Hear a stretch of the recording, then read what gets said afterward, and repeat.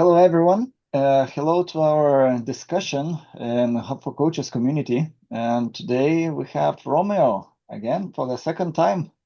And I think it was one of the first events in the Hub for Coaches community where we talked with Romeo about coaching in organizations, organizational coaching.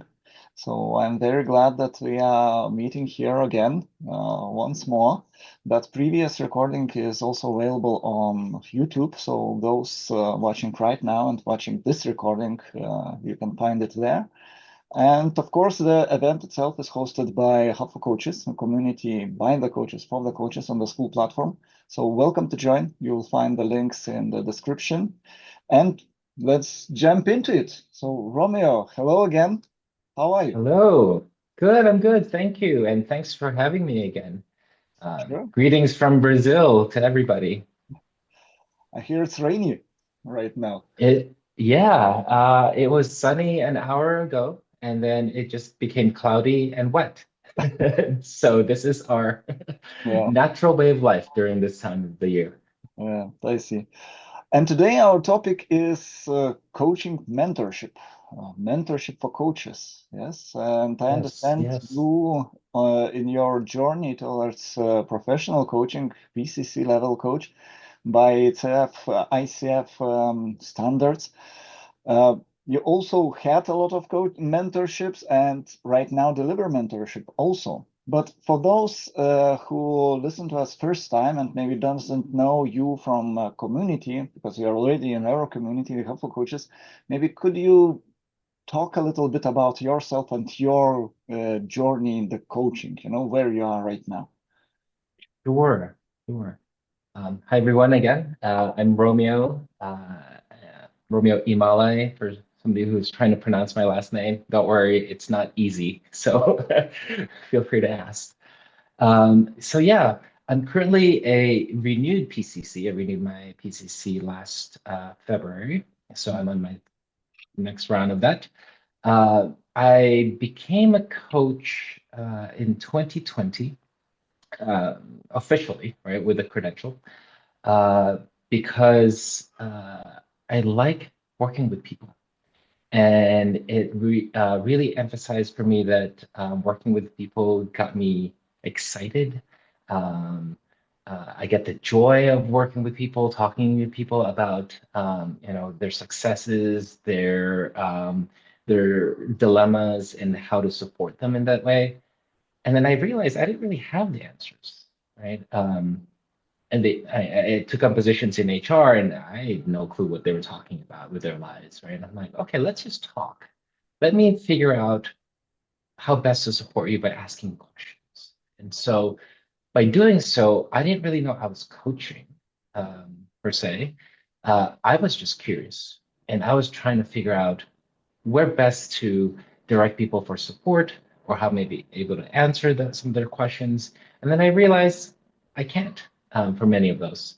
They had to find it themselves, which they already knew what those answers were, or at least the directions where to go and get those answers.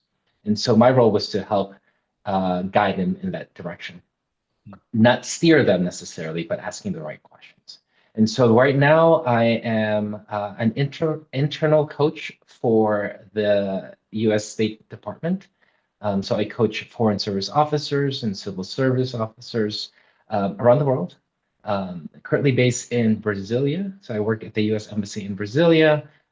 I don't coach them officially because of conflict of interest with my HR work there.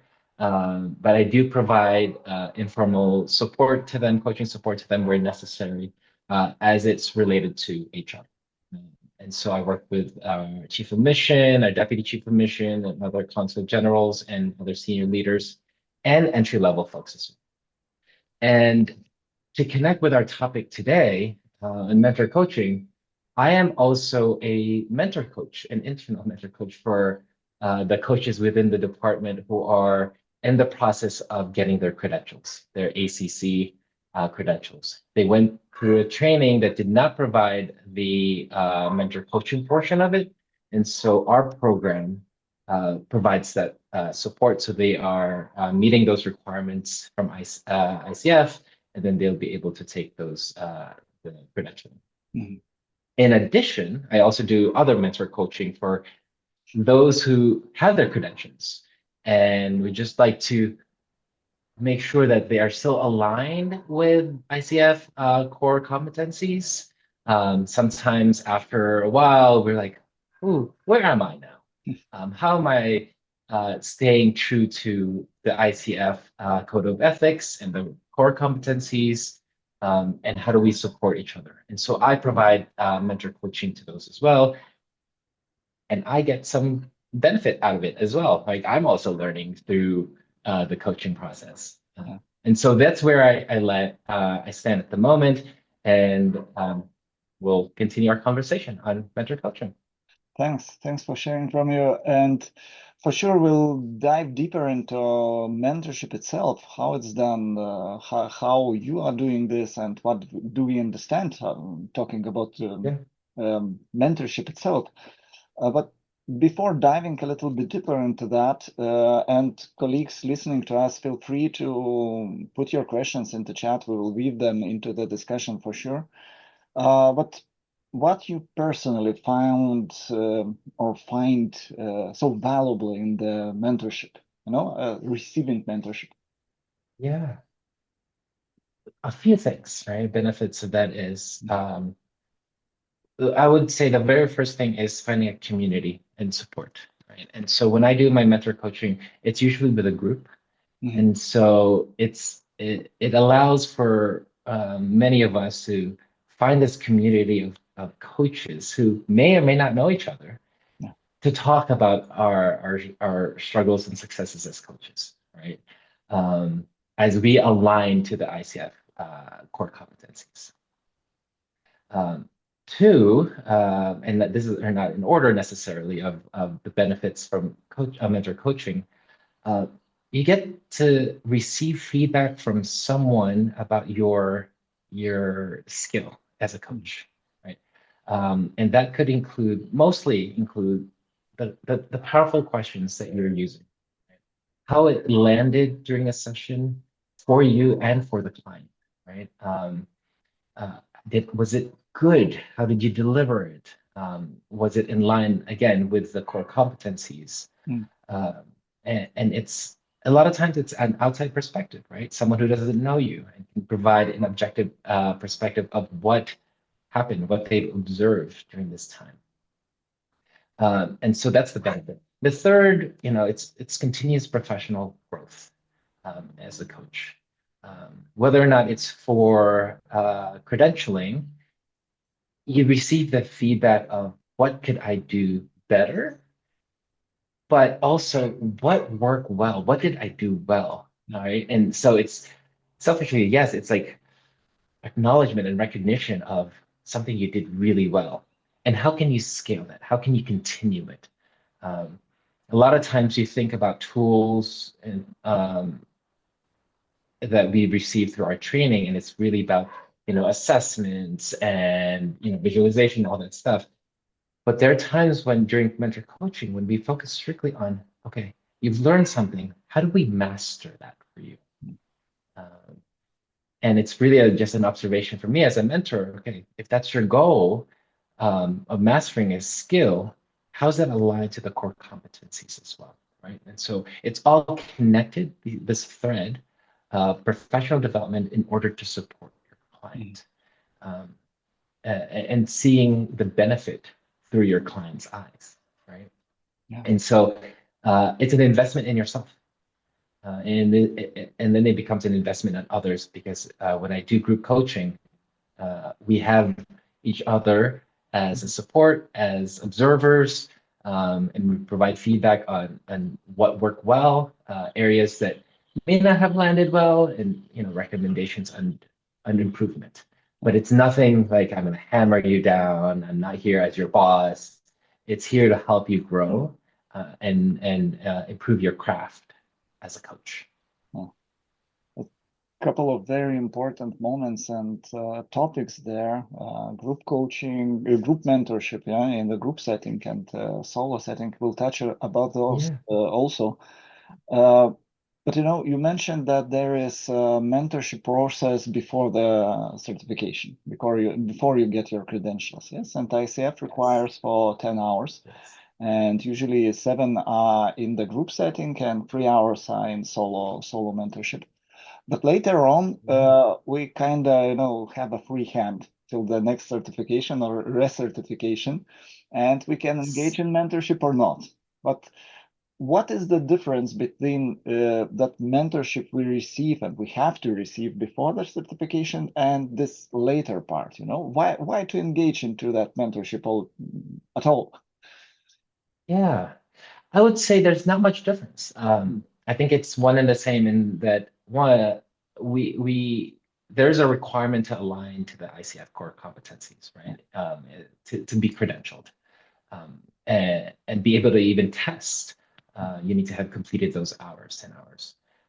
I would say even after you have the credentials, it is still important as an ICF credentialed coach to continue to stay in line with the code of ethics and the core competencies. And so, whether or not you're going for a renewal, a new credential, or just to maintain your credential, uh, it's it's important to have someone provide that observation of your skill set every so often. Now, I'm not saying it has to be every year, every month. It depends on where you are, right? And there may be times when you feel I could use someone to, observe my coaching. Am I in line? Am I following what ICF, as an ICF coach, credential coach, am I still in align with what I agreed to in being credentialed, right? It may even highlight for you, oh, I do want to move up in my credentials. I want to go deeper in my coaching skill. How do I go about doing that? Now, as a mentor coach, we have, I would say, it's really structured on alignment of the core competencies, of practicing your craft and improving your craft. That can also be supplemented with supervisory coaching, right? And so that's more of talking about yourself, your being as a coach, right? And so mentor coaching might highlight for you how things have been, how your skill sets have been. And if you want to grow some more, it could be supplemented with a supervisory coaching, and that could be long term as well. Mentor coaching could be long term as well. I received my credential back in 2022, my first time PCC. I was like, okay, now I'm PCC. Let's keep going and just do the work, right? At this level. And there was a point where I'm like, okay, I had to take a break because I was doing my day job in HR, and I needed feedback. Am I still, well, one, is coaching still good for me, right? Is this still something I want to do? Have I been practicing my skill set as a coach? The powerful questionings, the listening, engagement, setting the tone, all those core competencies. Did I stray away from those when I do my coaching? So I then, review my recordings, my own recordings, and I'm like, of course I did. But having someone else be like, that was a little questionable over here. Let's talk about how we could improve on that, right? And so for me, it was like a great a moment where I'm like, yeah, I could use someone to tell me where things may have been not aligned with the ICF core competencies, or I might be borderline going against the code of ethics, right? And I pointed that out with my mentor coaches as well. And we appreciate that. And sometimes we don't know that we need that until we join a group. And so I would say it's one and the same in that it's a requirement to be able to get your credential. I would say it's a requirement to maintain your credential, to stay in line with the core competencies of the organization that you sign up to be credentialed. Is there any, indication or statistics of some kind how often it is advisable to have a mentorship? Is it 50 sessions, 50 hours, and I have to look for a mentor coach, or it's half a year of active practice? How to decide for yourself that, okay, I have to go there. Yeah, and I would say from my experience, the structure that ICF has put together to be able to credential, right? The 10 hours is actually a great minimum requirement, because you may not need more within a year. Mm. You may have received what you needed at that point, and then you can follow up again afterwards, right? Sometimes mentor coaching is merely a reminder of what we need to be aligned with, a reminder of what our superpowers are and how to, expand on them as a coach, um, and a practice to be able to have a safe space to practice with other coach, um, uh, and actually help them with real dilemmas, even though it's a practice session, it's still a real dilemma. And so there's not much of I would say, at stake in a way, right? Of having a client who paid for your session for 8 sessions, and you're like, oh, I really need to do this. But in the mentor coaching group, you get to really practice and hone in your skill, and you get to feedback from others as well. And so I would say a minimum of the 10 hours is great. And it really depends on your point in your life and your coaching journey. I would recommend 2 years after you're receiving your first credential, or if you get a mentor coach or join a mentor coaching group, especially if you want to renew your ACC, move up to a PCC, move up to MCC, you get to practice and still receive that feedback. There are organizations to just do, hey, you can just join a group anytime. I would say that can benefit certain people. Others require more structured coaching, mentor coaching. So that's where the type of mentor coaching I offer is more structured, shorter time frame, with a goal in mind. And then, we can revisit, or you can come back if you want to. But yeah, so I don't have a specific necessarily on How much? longer term, short term, and all that. It really depends on you in your career coaching journey. But I would say that 10 hours that ICF has put together as required to be credentialed, I think that's a good basis to have. When I was preparing for my ACC and during that mentorship phase, I think I recorded maybe 20 sessions. And, I went not for those 10 hours, I went for more hours for mentor coaching, mentorship.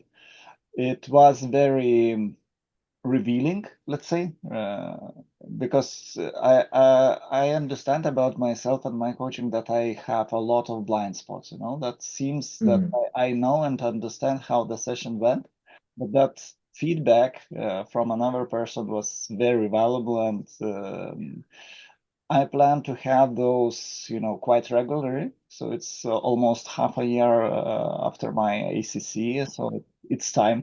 I feel for myself that it's time, and I will be looking to engage in mentorship. But it touched also on the supervision. Yes, mentorship and supervision. Maybe a little bit clarity here. What's the difference? What's about this different methods? Yeah, I would say the two are different and but complementary. Mentor coaching is strictly, I would say strictly, but it is more focused on hitting your targets. And those targets is alignment to the core competencies and code of ethics, right? What is my work in alignment is my work meeting those 8 competencies, those code of ethics. Am I growing within those, right? Supervision is more of your being as a coach. How am I as a coach? Not just because of my craft and my skill set, but what's going on for me? Am I connected with this journey still? Am I in line with my goals still? Right. So it's more of a challenge for about yourself as a coach. Mhm. Um, as a mentor, the mentor coaching process is about your skill set and alignment with targets. Uh, Supervision is more on you have a supervisor coach who helps you uncover some of your barriers in this journey, right? Your being as a coach. Helps you find ways to improve and grow. Helps you with um, identifying what is your next step in this journey. Yeah. And you can even possibly, if you'd like, and talk to your supervisory coach about, staffing a case. You're struggling with a situation or a particular client, and you're not having this breakthrough, right? And so you might be talking about that with your supervisor coach, and they may also be highlighting, okay, what is that for you as a coach? How is that landing? How are you feeling when you're not be able to overcome a challenge with your client or this breakthrough, right? And so there's a lot of reflection about as a coach, um, and and so I would say both really can help you, uh, and supervisory can be longer term in that you can meet with your supervisors once a month, once a week, whatever it is that you'd like, and it's longer term. Mhm. Mentoring focus on your craft and your actual skill set to meet these targets. And I'm using the core competencies for ICF because that's what I know, right? And there are other organizations out there, especially in Europe, where they have their own targets as well. And so mentor coaching can help you reach those targets or stay aligned with those targets. Mhm. Supervisory can do that as well, but also deeper about you as the coach. Yeah. I hope that's clear. Yeah, it supports supports my understanding also that mentorship is about the competences, about your skill, about Yeah. your performance. Let's call it performance in the session, yes. Yes. But supervision is what happens to me as a person during the Yeah. coaching process altogether. What here inside and from Yeah. What's happening inside of you? Yeah. exactly. Thank you Yeah. for clarifying that. Um, and we touched also about the process itself of mentorship. And I remember from the my level one education, we took also part in being the observers, those who deliver the feedback for our colleagues, for our cohort. And you know that it was quite quite explicit, three good things and one to get better at, not bad, but just get better at. Yeah. So that proportion, how do you see the mentorship process itself? How much of it's good and how much it could be better in in your mentorship? Yeah. So what I do is normally for those who are not going for the credentials. Hmm. Well, let's start with that. For those who are going for the credentials, we talk about the basis, which is really the core competencies, right? And so in each session, we focus on one or two. Uh, and so when we focus on those two, then we can say, okay, how was that as an observer? How did that session feel for you?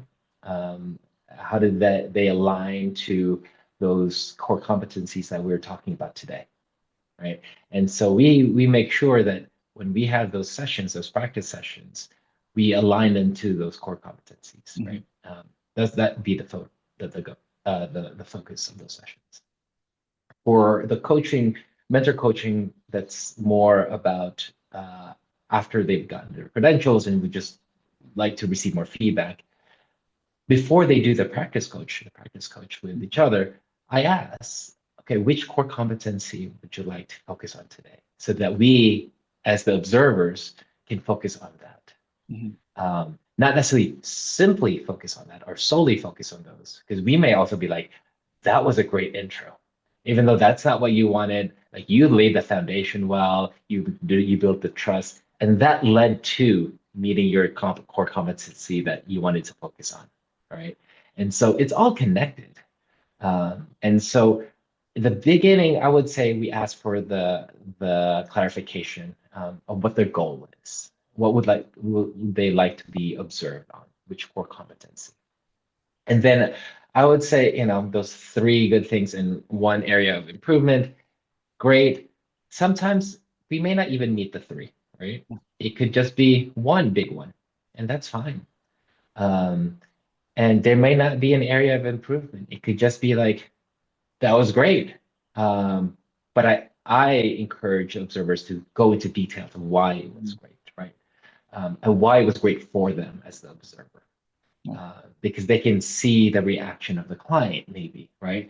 The aha moments, or the coach when they said it with such confidence, and it was so powerful that the voice and the tone came out well, right? So I would like to delve deeper into that, and so I don't have a maximum or minimum. Well, I do have a minimum, at least one observation as it relates to the goals of what the coach wanted out of that practice. And then we delve more into it.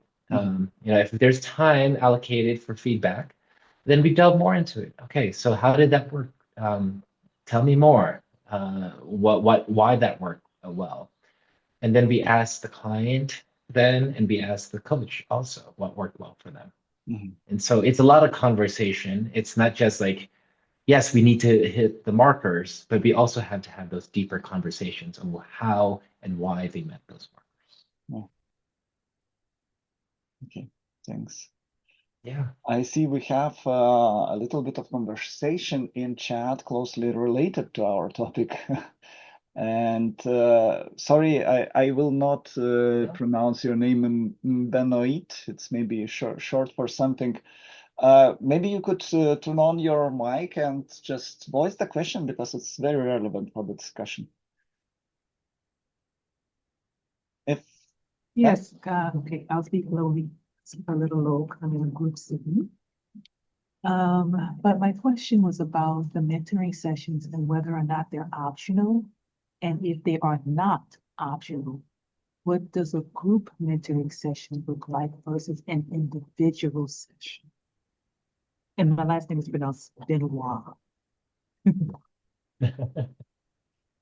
Thanks for that question. Mentor coaching is not optional if you are going to meet the ICF credentialing requirements. It is part of the process. If your program does not offer it, there are some programs who don't embed it into their structure.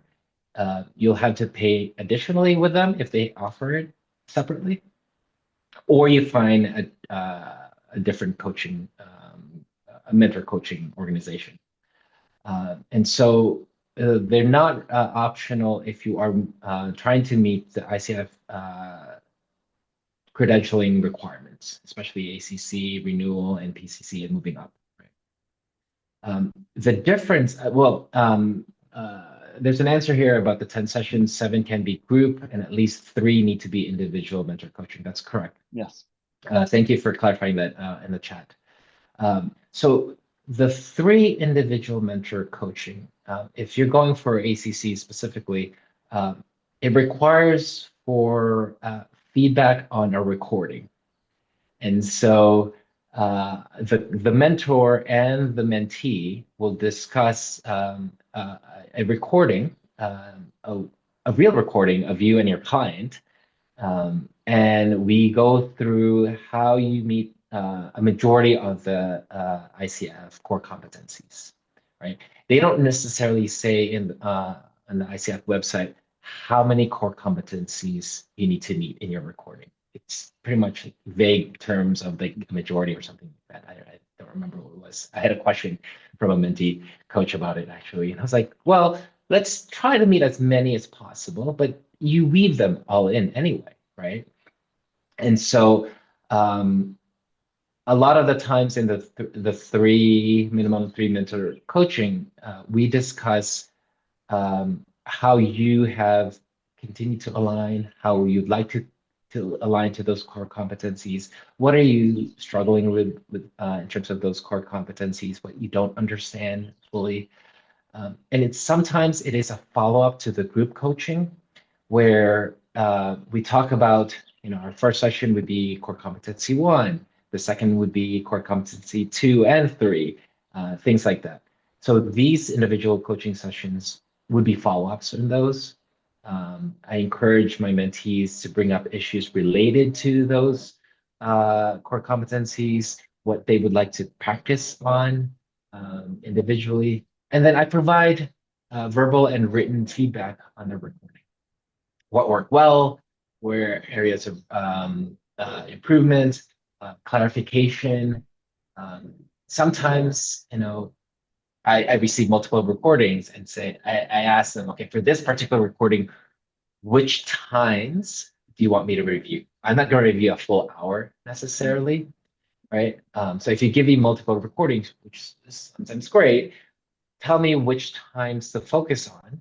So then I can just focus on that 15 minutes and tell me which core competency you'd like to for me to highlight for you. Did you meet that? There might be times when I say, great, you met that.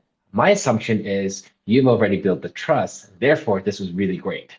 Or I could say, my assumption is maybe you need to work more on the trust portion because this somehow kind of did not work well or did not land well as an observer. Let's talk more about that, right? And so it becomes a deeper conversation as well, which is great. It allows the mentees to be even more frank and open when it's just me and them, right? Sometimes we hold back in group settings, even though it is confidential. Sometimes it's natural as humans. We get fearful of how we're going to be seen and perceived by others in a group when we're being vulnerable. So those are the differences of between the two. And in the group sessions, we practice coaching with each other. We observe, as we mentioned, we have one coach, one coachee, and the rest are observing. And then we rotate. We bring in a coaching dilemma each time as they relate to the core competency for that particular session. And then we do the whole coaching. We discuss the core competency, obviously, right? We go deeper into it. And then we do the practice run. That's why my sessions for the group sessions can be 90 to 120 minutes because we delve deeper, have good conversations. And if it's a bigger group, more conversations can happen, which is great. And sometimes I have to cut them and they can continue them elsewhere. But yeah, those are the key differences. I hope that's clear. Yeah, that's clarifying and answers my follow-up questions regarding the process of group coaching. So thank you for that, and thank you, Kodruta, sorry for mispronouncing your name, for clarification. Those are very apt and to the point.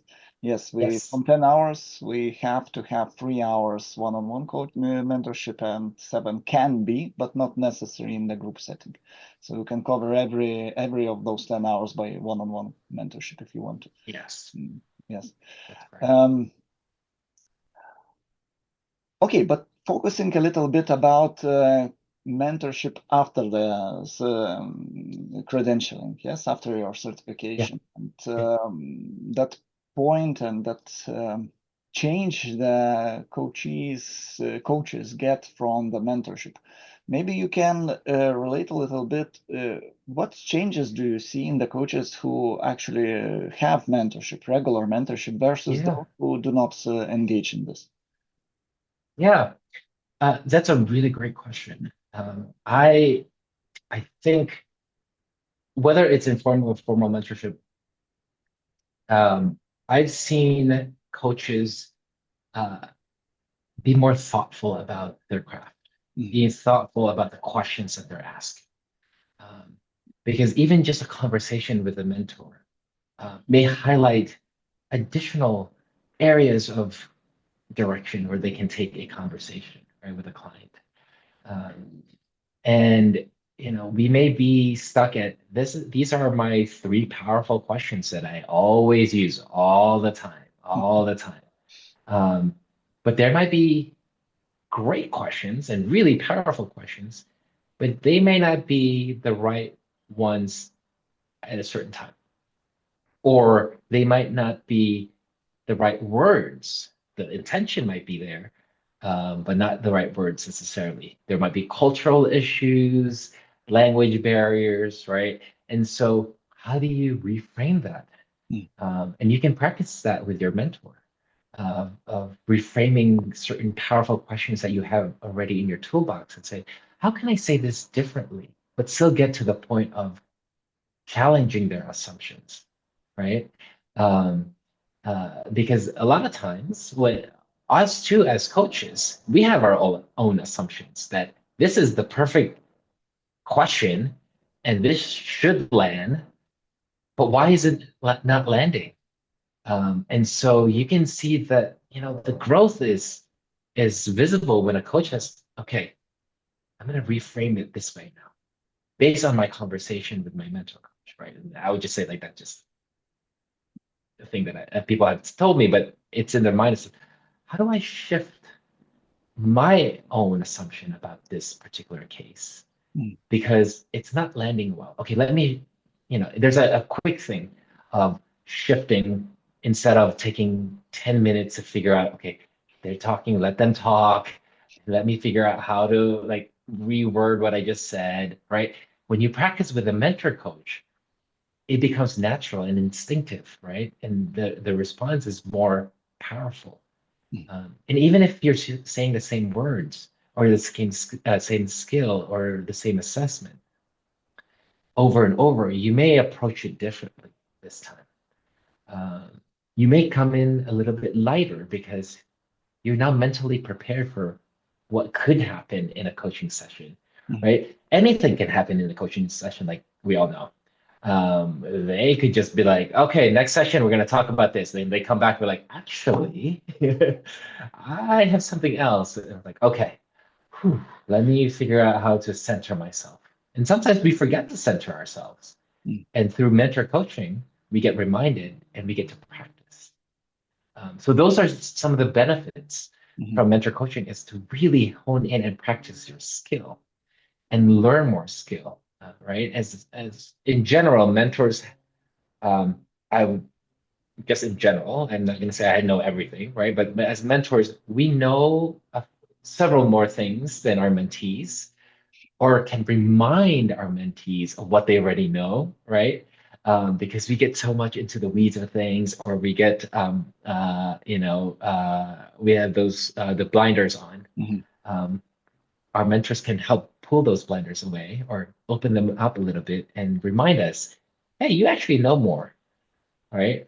And really, that's what the mentor coach can do is, yes, we maybe know more because we're PCC and we're coaching ACC, but we can help you go up by opening those blinders a little bit more and maybe removing them at certain times for you. So I've seen mentees go through that process of having their own aha moments and come back and say, listen, this is what happened when after I practiced with mentor group, I did it with my client and this is what happened.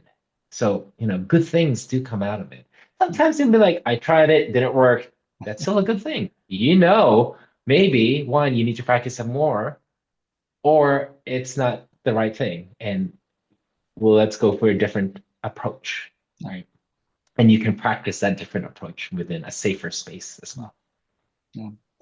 One of the most powerful moments for me from that mentorship part of education was then mentor asked not regarding the particular question, but why that particular question was asked at that moment in the session. We dived a little bit deeper, not the technicalities, but what brought that question and what emotion and feelings, what thinking process was behind that. And I found out during that moment that I was trying to be convenient for the client, to be useful. And that's not the question, which was not the best choice at the moment. So those Yeah. are very powerful moments, and learning. Yeah. No, and that's really great. Thank you for sharing that. And there are times when we find, as mentors, we find that you tend to ramble a lot. Why? What happened there, right? Or you seem to have cut off the client earlier than I had expected, as just an observer. Can you walk me through your thinking in that time frame? I'm not judging necessarily. It's more just that's what I've observed. And like you, Rim, it's more of, okay, let's uncover what was it for you, right? Yeah. Um, and like you said, you're trying to be convenient for them. And some coaches might be like, it was awkward for me when there's silence. So great, there's a thinking there for me, and be like, let's work on that because silence is very powerful, right? Or I just didn't know what questions to ask, so I just kept asking different types of questions until something landed. Okay, totally understand that. We've all gone through that same type of process before. Yeah. But through mentor coaching and group mentor coaching, you can practice that safely and surely, right? So by the time you have those conversations with your client, okay, now you can pause and relax a little bit and figure out which question or how to ask a question that's really impactful at that moment. Yeah.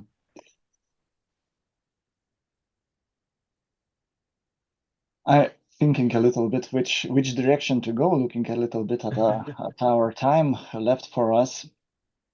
And you mentioned that group coaching session, yes, and group coaching settings, let's say. What would be your ideal process of group mentorship, of group mentorship cohort or group which joins this? Yeah. So my structure is similar to the ICF credentialing process. I copied because it works. I think why change it if it works? And it's going to be the same thing that you've already experienced as you've gone through the process. The difference there is we will dive deeper. And so I would say the maximum for my groups is 8.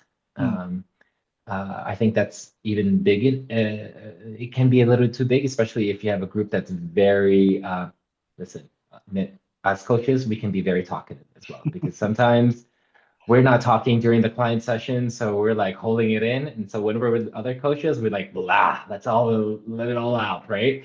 And especially as we try to improve and grow. So many times my mentees are very talkative, and I have to like control and focus and really facilitate the conversation, which is great for me because then I can practice more of my facilitation skill. But at the same time, we delve deeper. And so I provide more of a structure, right? And so let's focus on the core competency. What is it about? Why is this still the same for ICF, right? Like the core competencies changed recently, but it's more clarified. And so let's clarify it for us as coaches, right? Let's talk more about that. And so we'll go through the whole core competencies.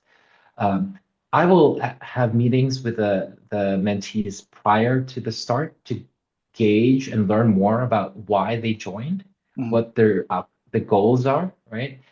So I can be more aware of how to run those sessions, the group ones and individual ones.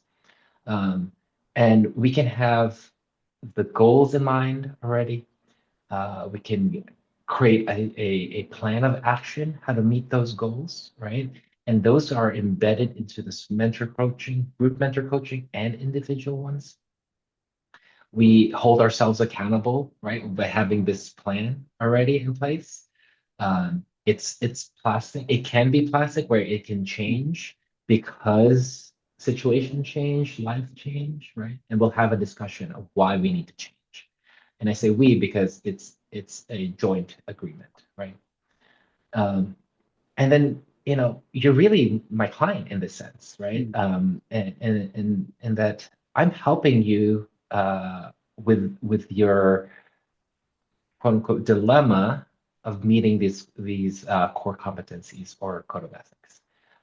We have certain folks who bring in a goal of just trying to be building their business. Okay, I'm not a business coach. You can, you can talk to a business coach about building your business. I'm here to help you with your craft. Yeah. And so I delve deeper into that. What do you mean by that?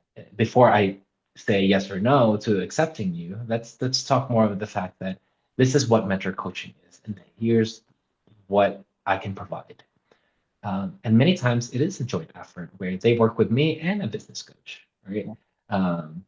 And so we have this full understanding first before moving into the sessions of what their goals are, how we are going to get to meet those goals. I do not guarantee that you will pass the ICF credentialing exams. That is on you to practice and prepare for. My expectation is that we practice together. You be open and honest about where your struggles are and which of those credentials, core competencies. And it's a conversation. Because if you have your credential already and you just, you may not have that many clients yet, it's a good way to talk about it, to practice, particular areas where you may feel like you're lacking, and meet those targets, right? The goal of the mentor coaching is really meeting those targets and aligning those targets. But there are other benefits, as I mentioned earlier, where you have a community, right? And so I build this community of mentees that are now coaches and becoming also mentors as well. The goal is everyone should become a mentor for others, right? We are here to support each other. And how do we go about doing that? And maybe you're not an official mentor, maybe you're informal mentoring, but how do we coach and mentor each other? So that's my structure. Many times they don't know each other, they know each other, whatever it is, their goals are maybe aligned, may not be aligned, but it's a good thing because then we can practice and help each other. And if Rim, you have a goal and that's different from mine, it's great because I don't have to think of my goal as I'm coaching you, right? And then others can do the observation. And so I would say minimum of 3, maximum of 8 in a group, no less, no more, for it to be a productive conversation. And it's currently the structure that I have is every 2 weeks, for 4 weeks, I believe it is, for the group sessions, and then 3 individual sessions that you schedule directly with me, and there's a certain timeline of when to complete them. I'm exploring expanding those in the near future, most likely in the fall or later, building in more gaps in between so you can really practice, right? And have opportunity to grow and learn. So when we get to that point, but currently the way I've been doing it is every two weeks we meet, especially if it's a bigger group, then many times you may not go that round. It could be the next round, but as a coach, but you can still provide the feedback. Okay. It's pretty clear how it's structured, how it goes. Yeah. And there's always interest to see things in action. Yes. And I will not pretend we were not talking about that earlier, but we have planned opportunity to see just that. It will be an event for Hub for Coaches community, so it will not be recorded in any way. It will not be on YouTube. It will be only available for the community. On March 25th, we will have a demo session, yes? So we will have to find some volunteers from the community to join the demo session, and Romeo will lead that session. We'll explore what comes from that, but it will be a possibility to see how the process evolves and how it's done, yes, in live setting. Yeah, we'll do a little bit of a background for it. Well, I can prepare the client ahead of time and the coach ahead of time, how it's going to work, just so that that's how I normally do it anyway in the back end, right? You prepare them, but since it's a demo, I want to make sure that everyone's comfortable about how it's going to operate. Non-recorded, so obviously no pressure there that everyone's going to see it afterwards. I try to make it fun as much as possible, because at the end of the day, this is why we do what we do, right? We're coaches. And so if we're struggling and if we're not enjoying why we're coaching, then that's something else to have a conversation. But mentor coaching, it should be fun. It should be highlighting good things about us and where we can take our coaching craft. Indeed. Should it be something, mandatory? I have to do that because ICF told me to. It's something which helps us be better coaches and be better for our clients. So and if it's fun thing to do, albeit uncomfortable in some moments, I suppose, but it's still fun. Still fun. Yeah. But one thing landed very, very powerfully with me. You mentioned that let's strive for everyone to be a mentor for each other. Yes. And I understand from the technical standpoint, from ICF requirements, you have to go at least one circle with ACC certification to be able to mentor ACC level, or you have to go to PCC and then you are able to mentor ACC. And going further with the steps, but what changed for you as a coach when you became a mentor coach? How your coaching is different right now, and you already are a mentor also? Yeah, another great question. Thank you for that.